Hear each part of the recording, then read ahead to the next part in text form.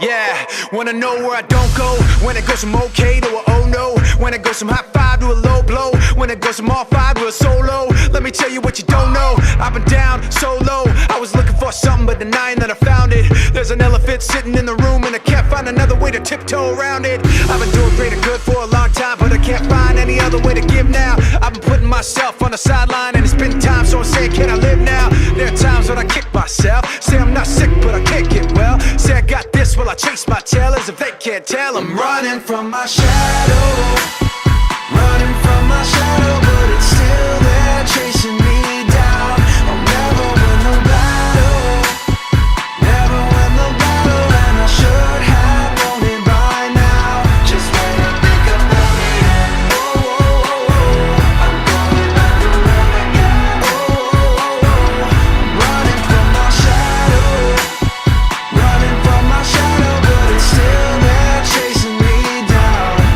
Yeah, light side's got a dark side to it. Daytime flows in the night like fluid. The yin and the yang with a curved line through it, and none of it's illuminating why I do it. Good evening, ladies and gentlemen. Welcome to the Indian Nation Station pregame show here on the Indian Nation Station. It's Piqua Channel 5, your home for Piqua Athletics. I'm AJ Gangworth, Bob Luby, Andrew Weaver filling in tonight for Dwayne Bachman on vacation. Guys, did you ever figure out if he went to Centerville or not tonight? I don't think so. I think they're what, 0-8 now? 0-8. Oh, man. Yeah. Don't forget, guys, these are the final two games of the regular season. We'll be here at Alexander Stadium tonight against Tipp City, next week against Detroit Trojans. Tonight's a senior night. Don't forget, this game will be on the air on Monday at 5:30 p.m. and up on our YouTube page Monday afternoon. Don't forget to go on our Facebook page, hit the like button there, subscribe to our YouTube channel, hit the bell there. Guys, let's take a look at the remaining schedule. Again, two games, Tipp City tonight, Troy next week. We're 5-3 coming into tonight's game. A heartbreaking loss last week. Bob, what do you have to say? Well, I think the Indians are going to have to finish strong to have a real successful season. I think Troy will be the main deterrent. I think Troy's a very good football team, and just because it's such a rivalry, that makes that game even more special. Andrew, what do you think? I think the only way we'll be able to make any advancements is if we get our passing game moving. I agree. I mean, I really think that we need to start passing the ball a little bit more. We talk about it every week with Coach Creechy, Bob, to where you're telling him, are you concerned with Micah running the ball 20-plus times a game? It's every game. He drops back for passes, but instead of throwing the ball down the field, he just takes off running with it. I really think he needs to start throwing that ball, take some chances, and get some completions. Yeah, and sometimes, from a quarterback perspective, when he looks downfield, receivers may be covered too. Yeah. And we're kind of taking that away from him. He has to make a judgment. He's got to make it quickly. He's got a few seconds because he's getting pressure. So is he going to throw the ball? And you don't want him to put it up for grabs. No. That's not what you want out of your quarterback. He has to make a decision. He's a decision maker. And I think part of it is he knows his ability to run the football. He's like another halfback. I get a little nervous. Coaches do, I'm sure, too. But he's picked was leading ground gainer. Yeah. And, they always say, if you got a horse, you should ride it. And I think that's what they've done thus far, is ride him, hoping that he's able to dodge any type of injuries. But you're right. We do have to throw the ball in the right time and the opportune moments. And receivers have a job to be part of that. They have to get open. They have to create separation between themselves and the defensive back and make themselves a good target. So there's a lot of things that go into that whole formula. And I mean, we've seen times where our receivers have gotten open too down the field. I mean, Toops a few times. The other Grant, I think it was Brendan Toops, actually in the end zone a couple weeks ago. It just flew out here, defense left him alone. Play was flowing one way. He was there for Micah to throw. I just think that sometimes the routes are taking just a little bit too long to develop, too, for our guys, and that's why he kind of just pulls the ball down and run. That's all part of it. I mean, he's got a few seconds to make a decision. I'll say that again. And he'll look to his primary receiver and look to his secondary receiver, and he'll have to make that decision quickly. Plus, he's getting pressure. It's not like he's standing out here just tossing a football around. He's got some 270-pound tackles and linebackers coming after him, and he's got to dodge some bullets out there. So tough position to play. I think overall he's done a good job of being the Piqua quarterback, and we're going to need that from him these last 2 games. All right, guys, let's take a look now at the scores from around the G-Walk last week. Tipp City coming in here tonight with a big win over Greenville, 43-7. Everyone's pretty much in this division run all over Greenville so far. Springfield ended up beating Beaver Creek 21-14. That's a close win for a good Springfield team who was just undefeated, and then they ended up falling to, I believe it was Northmont a couple weeks ago. So that's a really close win. Obviously, Northmont beat Centerville 35-20. Centerville putting up 20 points. Springboro shut out Fairborn. Trotwood shut out Stebbins. Wayne and Fairmont went down to the wire, 49-44. Troy ran all over Sydney, 38-19. Lebanon beat Miamisburg 13-12 last Thursday night. Guys, give me your thoughts on some of the games from last Friday before we get into Piqua's game. Well, I was surprised that Springfield was only able to defeat Beaver Creek 21-14. Beaver Creek is not a real strong football team this year, or they don't appear to be. I haven't seen them play, but just based on what I've read and scores I've seen, Beaver Creek has not done a lot. And I thought Springfield would really put the hammer on them. They didn't. Centerville, that's been the biggest question mark in my mind all year. Centerville's 0-8. Yeah. And we talked about last week, when was the last time you saw Centerville 0-7? Well, now we say, when's the last time we saw them 0-8? It's a strange situation there. Again, talked about they play a freshman quarterback.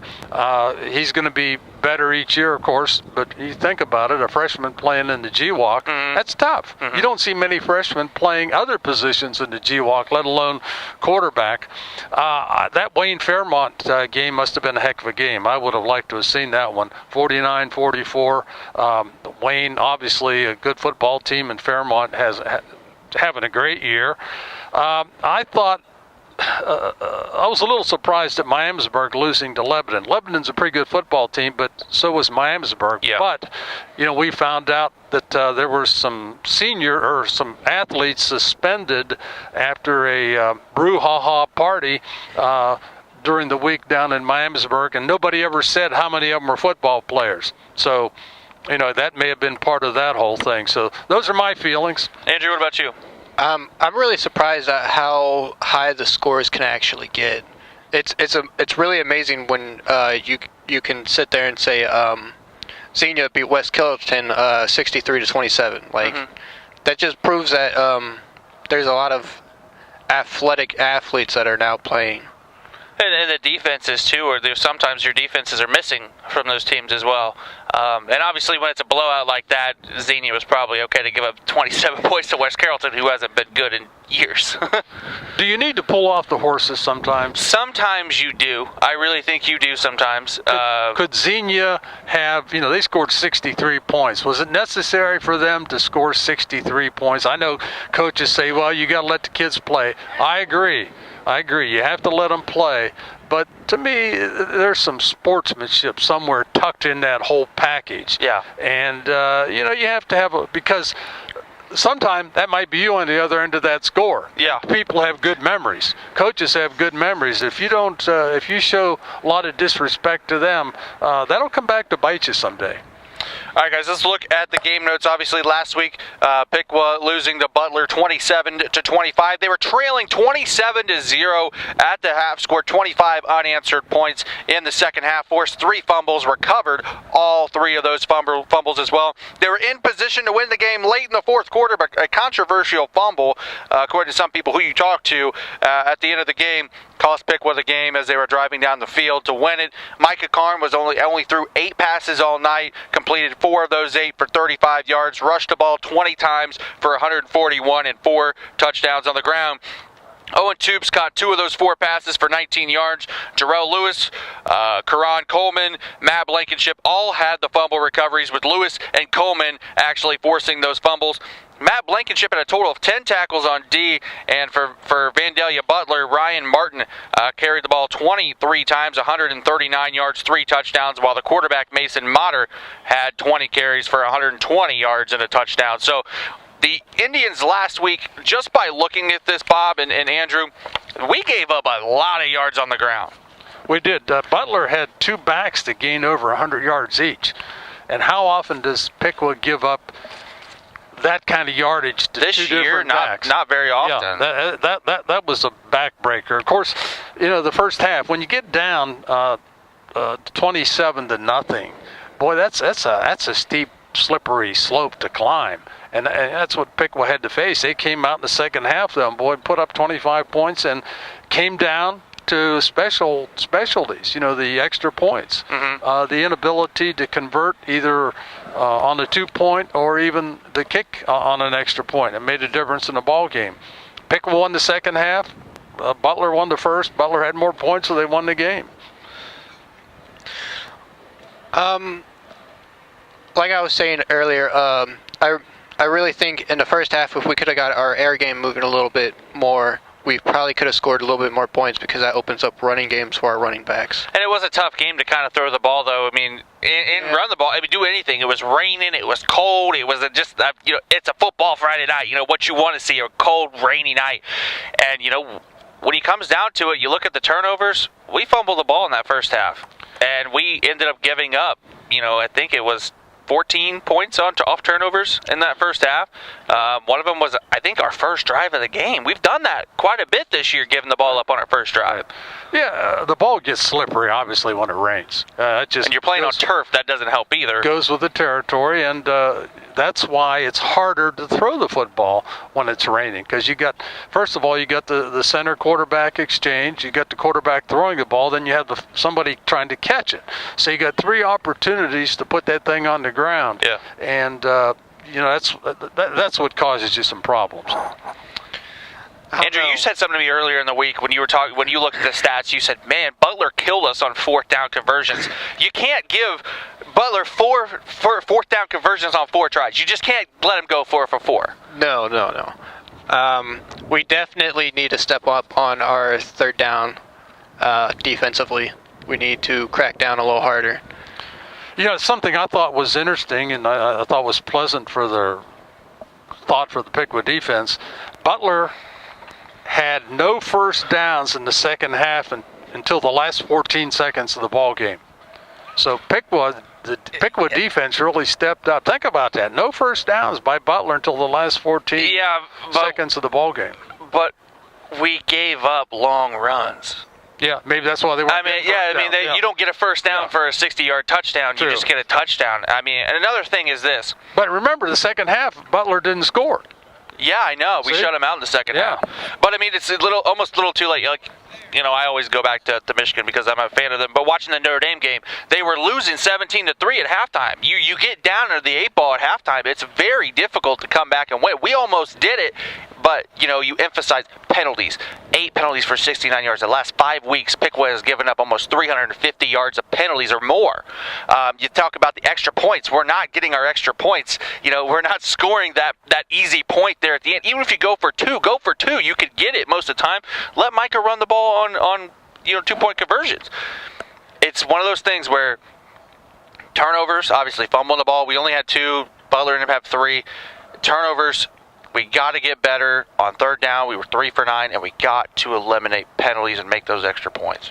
We reduced penalties, so even though we did have 69 yards in penalties. But Butler had 1 penalty for 5 yards. Yeah, and there's a reason for that. You have to play smarter, and you have to play controlled football, I think, in order to make that happen. All right, guys, let's move away from last week's game. Let's go into our Division III Region 12 rankings. This is the top 10. I included one at the bottom. We got number 1. Archbishop Alter, they're 7-1. CJ at 7-1. They lost a couple weeks ago. Wapak 7-1. Bishop Fenwick 6-2 at 4. Butler at number 5 at 5-3. Troutwood at number 6 at 6-2. Baden at number 7 at 5-3. Mount Healthy at number 8, 5-3. Those are the teams that would get in today if the season were to end. Piqua, we're just at number 9. We were at number 12 a couple weeks ago. Ross is at number 10 at 3-5. Tipp City, who we play tonight, is sitting at number 12. Guys, what's Piqua? We obviously need some real help to get in here, but these next 2 games, what do you guys think we need to end up doing to get into that number 8 spot? Well, obviously, Piqua has to win their last 2 football games starting tonight. Yeah. And as you said, they're going to need help from the people ahead of them. Somebody's going to have to lose. Trotwood at 6. They play Xenia tonight and Wayne next week. Xenia, pretty good football team. I'm not sure if they're as good as Trotwood. Wayne is as good as Trotwood, I think. That could be some help there. Butler probably will win their last 2. They play Sydney tonight, Tipp next week. But again, you don't know what's going to happen. The rest of the teams ahead of us, Bishop Fenwick at 4th, they play Roger Bacon, who's 3-5, and finish up the season with Carroll 5-3. Wapak, and then again, these teams are pretty significantly ahead of us. Piqua has 8.82 computer points, and the top-rated team, Alter, has 18.45, and it goes from down to 17 and another 17, a 16, a 15, a 14. Even the 7th place team has 12.31 points. So, that's a pretty big ladder to climb for the Indians. So that's why they need a lot of help to squeeze in there at the end. Andrew, your thoughts on this? What do you think Piqua is? Here, let me lay this scenario on you guys for real quick. Piqua wins tonight, all right, but we end up losing next week. But CJ beats Alter. I know Alter's not going to get knocked out, but do we get in even losing to Troy? What are your guys' thoughts? I don't think so. I mean, no? I'm not a computer wizard by any means with how to calculate all this stuff, but to me, I don't think that's going to happen. I think the max points we can get is either 14-6 or 15-6, one of those two. So, we could sneak in. Max points with a loss to Troy? With max winning out. Oh, okay. Max that they can get no matter what happens. All right. I don't know. It'd still be safe if we win these last 2 games and just won them both. Yeah. And it really does help that we're going to be at home. I think it does too. We're undefeated here at home, 4-0. We have 2 more home games, which doesn't happen. We play 6 this year. We're looking to go 6-0 tonight. We're looking to go 5-0, which would be a perfect regular season and a normal season this year. But obviously, 6 home games. We could go 6-0 here at Alexander Stadium. Oh yeah, that'd be great. All right, guys, let's move on to GWAC games for this week. A lot of big games going on. Obviously, Troy is at Greenville. These are division games. Butler is at Sydney. Trotwood is taking on Xenia, which should be a good game. I know Trotwood likes to run up on teams, but Xenia is going to play him tough. I feel like Xenia's had, even though that 5-3 record, they're pretty, it's pretty, not really what you would think. 5-3 record is. They're a good team. Lebanon taking on Stebbins. Fairborn taking on West Carrollton. Wayne at Springfield. I think that's your GWAC game of the week right there. Wayne at Springfield 7-1. Wayne is 6-2 this season. Beaver Creek takes on Miamisburg on the road. Northmont against Springboro, Centerville, and Fairmont. I'm going to make a bold prediction this week because Dwayne's not on here to give me crap. Centerville will get their first win of the year, not tonight, next week against Beaver Creek. That's my bold prediction. I'm 1-1 on bold predictions this year. Yeah, and emotionally, they'll have a lot to build on for that game. Coaches going to tell his football team, "Hey, we're 0-9. This is it, guys. Yeah. You want to be maybe the first team in Centerville history to go 0-10. Yeah. And I'm sure that's going to build some emotion in them. I wouldn't argue with that pick. I would not argue with that pick. I think Beaver Creek is a very, very, very so-so team. Mm-hmm. And, they've won one. So, yeah, I think Centerville could make it next week. I don't know. When you're going 0-9, there's not really that motivation. Like, you're going to have the fire to win a game. But, for instance, the Cleveland Browns, mm-hmm. they had, 2 years where they only won one game or something like that. Like, losing that many games really does demoralize your morale. But it makes you that much more hungry for a win. Think about it. Think about it. I don't know. I don't know. Again, we talked about Wayne at Springfield. Obviously, Springfield with a close win last week to a Beaver Creek team who's 1-7. But Beaver Creek always, it's always a tough team to play, no matter how bad or how good they are that year. Who do you like in this Wayne Springfield matchup, guys? I like Wayne. I don't know. I just have the feeling Springfield doesn't seem to be playing their best football at this point in the season. Again, that could turn around tonight, but that would be my feeling or my choice if I had to make a choice. Andrew? I did. Well, initially I want to go with Wayne just because I love underdogs, but to be fair, Springfield is 7-1, so that gives them an advantage. You have 7 wins under your belt, so It's a home game, too, for Springfield. I'm looking at that home field advantage tonight. I don't know. I'd like to see Wayne end up getting them, though. On the road, Wayne's always a good team. You can always probably place a bet on Wayne.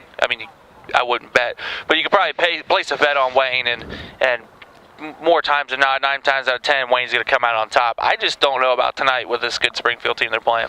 Well, I think another point of motivation for Wayne is they're number 8 in their computer region right now. Yeah. They can't afford any more losses. No, they I'm can't. sure the coach is selling them on the idea, guys, if you want to see the playoffs at all, this is a must-win tonight. Yeah. This is one of our must-wins. And you think about it, too, Wayne's been in the playoffs how many years in a row?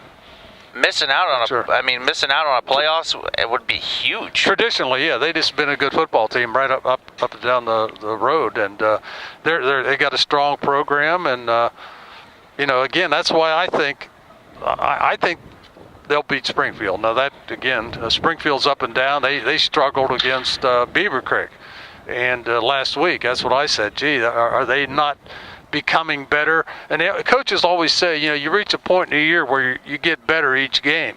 Yeah. Are they a team that's getting better? I'm not sure. All right, guys, let's move on here to the GWalk America North standings going into week number 9 here tonight. Troy sitting all alone up top right now with the 3-0 record. They are also 7-1 overall. Vandalia Butler right behind them after beating us last week with a 5-3 overall, 2-1 in the conference. Piqua right now is 2-1, 5-3. We're tied for second if you really look at the standings. Sidney, Tipp, and Greenville down there at the bottom. Sidney and Tipp both 4-4. Greenville is 3-5. So here's another question: can Piqua still get a 3-way tie, winning these next 2 games next week? If you go by record, Well, Piqua would be 4-1. Troy would be 4-1, and if Butler wins out, they'd be 4-1. yeah. So yeah, I guess they would. Yeah, even if they lose the tiebreaker to Butler, Troy has the tiebreaker. I don't know how that's going to work, if it's tiebreakers or anything like that, or just goes strictly by record. I'm not sure if they've ever had that in the league yet. So I'm sure they have something written somewhere that would provide for that, but I can't answer that. So you guys look at this division this year, obviously really strong. You notice the last few years there's teams that have been really, their records don't really show probably how good their team really is. But you think about it, this is for the last year being in the GWalk, these teams, you look at their records, you look at the way that we've seen these teams play this year, this division is probably one of the strongest in the GWalk this season. It's good. It's made up of good football teams. You do have your bottom dwellers, so to speak. You got Greenville at the bottom struggling, and Tipp and Sidney are both 1 and 2 in the league. But overall, I think it's power's pretty well spread through the conference. Andrew, what are your thoughts? Well, I definitely say that Troy is the head runner for a while. Yeah. Yeah. We really need to. It's it's the elephant in the room. Nobody wants to talk about. We play Troy next week. Troy's been a front runner to win this GWalk American North title. Obviously, from the beginning, they had the one loss to Miamisburg earlier in the season, and they've just been Colt Bishop is just insane when you watch him play. We watched him play last year. Obviously, probably going to play D1 somewhere when it all comes down to it. I think the next 2 weeks, we need to play our best football games we've played all season. Because we need these 2 games. We really, really need these 2 games. And it's going to take a solid game, a real solid game for Piqua to beat Troy, because their record indicates and their schedule indicates that they're just a heck of a good football team. Yeah. And like I was saying earlier, we really need to get the ball moving through the air to open up those lanes for our running backs. Yeah, I really agree. I agree. I think they'll have to throw the ball more against Troy because they might be able to take away the Piqua running game. And more times than not, you want to run the ball to set up the pass. They're going to have to pass the ball, I think, just like Andrew said, to set up that running. Mm-hmm. Yep. All right, guys, now it's time to talk about the game here tonight at Alexander Stadium, Perk Field. It's a huge game with playoff implications, not only for Piqua, but for Tipp City as well. Indians are 4-0 at home this season, looking to stretch that to 5-0 by beating the Red Devils here tonight. The next 2 weeks will really tell us what we need to know about this Piqua team if they want to make it to that Week 11. Guys, it's senior night. It's going to be a cold night, possible rain showers later on. Bob and I up in the booth, nice and cozy and warm with our hot chocolate. Give me both your guys' keys to tonight's game for these Piqua Indians. Well, I think Piqua, again, offensively, is going to have to keep the offense on the field. They can't afford 3 and outs where they turn the ball over to Tipp City. Secondly, I think special teams, the extra point thing, in a close ball game, obviously the extra point becomes very critical. Even if you miss one in the first quarter, that could come back to bite you in the latter parts of the game. So special teams will have to, I think, perform well. And I think you have to have a big game from Micah Karn. I think he's continues to be the horse that pulls this Piqua wagon, and I think he's going to have another big one tonight. And I think it being senior night, Piqua seniors are going to play their hearts out because they want to go out on a winning note here at home. Yeah, Andrew? I would really like to see Micah at least throw the ball 15 times instead of running 20 times. Mm-hmm. Like you said, this is we have 2 games after this. So one game after this. 1 game after this. So if he gets hurt in this game by running the ball, we ran the ball 41 times last game, and he ran a total of 20. Yeah, he had 141 yards, but I really think he needs to kind of realize that we're in a situation to make the playoffs that we need. He needs to compose himself more in the pocket. I agree, 100%. I mean, but you got to think, though, if something were to happen to Micah, I really think we're still in good hands with Blaine. I really do. I like Blaine as a quarterback. We haven't got to see him play very much this year. Maybe a couple snaps, but from what I've seen, I don't know. I think the future is bright with Blaine because he's only a sophomore. Going in next year, junior, senior year, you got 2 years with Blaine. I think the future's bright with him, Bob. I don't know what you think. Oh yeah, his thing that hurts him most is his lack of experience at the varsity level. He gets in every now and then. He'll play defense more times than offense too. Yeah, he's a good athlete, and I think he'll be fine leading the team as we look towards next year. Again, Piqua will have to play well tonight. I don't know if we give Tipp enough credit or not. They're a wing T football team. Yeah, they're going to run the ball at you. They're going to come at you probably. They're probably balanced of 70-30. 70% run percent of the time run the football, 30% pass it. They'll still throw it, but they're strictly when you're in a wing T football team, you're going to run the football. And that's it's kind of like playing against the option. Triple option is really hard to defend, and now you're going to play against a wing T tonight, and it's just one of those things where. And you don't see it very often. You don't see it very often anymore. You used to all the time. Yeah, well, back in the day when Gordon Bell played for Troy, they were a wing T football team, and they just pounded everybody to death. And of course, when you have good people, somebody always told me, an old coach always told me, he says, Bob, if you have good people, it doesn't matter how you line them up. Yeah. They're still going to be good no matter how you arrange them on the field. Yeah. And, that makes sense. All right, guys, that is all the time that we have here tonight for the Indian Nation Station pregame show here from Perkfield Alexander Stadium. Stay tuned for the game coming up next on the Indian Nation Station. It's Piqua Channel 5, your home for Piqua Athletics. The next time we'll be on the air, obviously, next week as the Troy Trojans come into town for the Battle of the Miami. For Bob Luby and Andrew Weaver, I'm AJ Ganger saying good night and go Indians.